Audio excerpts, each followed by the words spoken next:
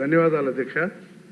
ముందుగా ఈ హౌస్లో అడుగుపెట్టే అవకాశం కల్పించిన ఉప ముఖ్యమంత్రులు శ్రీ గౌరవ పవన్ కళ్యాణ్ గారికి, అలాగే ముఖ్యమంత్రి వర్యులు శ్రీ నారా చంద్రబాబు నాయుడు గారికి, అలాగే లోకేష్ గారికి ప్రత్యేకమైన ధన్యవాదాలు తెలియజేస్తూ, నియోజకవర్గ ప్రజలకు కూడా ప్రత్యేకమైన ధన్యవాదాలు అధ్యక్ష. విశాఖపట్నం సిటీ అన్నది ఒక బ్యూటిఫుల్ సిటీ అధ్యక్ష.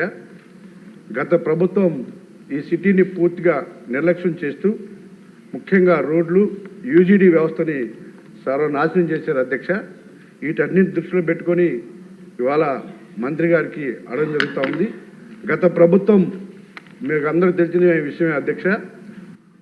రుషికొండ ప్యాలెస్ లేకపోతే తనకు సొంతంగా ఆదాయ వనరుల మీద మనసు పెట్టారు తప్ప విశాఖపట్నాన్ని కనీసం అభివృద్ధికి నోచుకోకుండా ఇవాళ అడ్డుకున్నది ఆ ప్రభుత్వం అధ్యక్ష. నేను మీ ద్వారా మంత్రి గారికి కొన్ని అడుగుతా ఉన్నా అధ్యక్ష. ముఖ్యంగా విశాఖపట్నం సౌత్ నియోజకవర్గం అన్నది దాదాపుగా బ్రిటిష్ కాలం నాటి వ్యవస్థ ఉంది అధ్యక్ష అక్కడ. ఎందుకంటే మొత్తం కూడా ఓల్డ్ సిటీ అధ్యక్ష. అక్కడ అండర్గ్రౌండ్ డ్రైనేజ్ వ్యవస్థ మొత్తం చిన్న చిన్న వర్షాలు పడినా కూడా పూర్తిగా అక్కడ బ్లాక్ అయిపోయి ఆ వాటర్ అంతా కూడా ఇళ్లలోకి వెళ్ళిపోతుంది అధ్యక్ష. ఒక పక్క పోర్టు కాలుష్యం, మరో పక్క ఈ వాటర్తో చాలా వ్యవస్థలు ఆ యూజీడీ వ్యవస్థ అస్తవ్యస్తంగా ఉంది అధ్యక్ష. నేను అడుగుతా ఉన్న అధ్యక్ష మంత్రి గారికి మీ ద్వారా, ఎన్ని ఎస్టీపీలు ఉన్నాయి ప్రజెంట్ ఇవాళ విశాఖపట్నంలో, వాటిని మెయింటెనెన్స్ ఆపరేషన్ జరుగుతుందా? ఆ ఎస్టీపీలు సామర్థ్యం ఇప్పుడు వస్తున్నటువంటి మురికి నీరుకి సరిపోతుందా?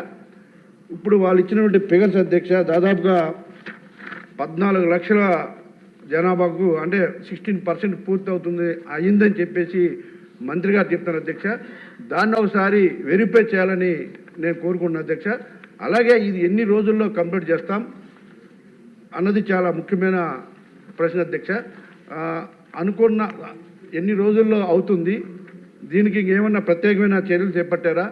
ఇంకేమైనా కొత్త ఎస్టీపీలు పెడుతున్నారా అని దీని మీద మంత్రి గారిని అడుగుతున్నా అధ్యక్ష.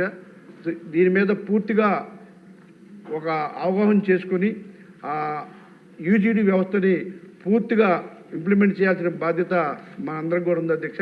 ముఖ్యంగా సౌత్ నియోజకవర్గంలో దాని మీద పూర్తిగా మంత్రి గారు కొంచెం ఆహ్వానం తీసుకొని దాని మీద ప్రత్యేకమైన చర్యలు తీసుకోవాలి విశాఖపట్నం మీద అని చెప్పి నేను కోరుకున్నాను అధ్యక్ష.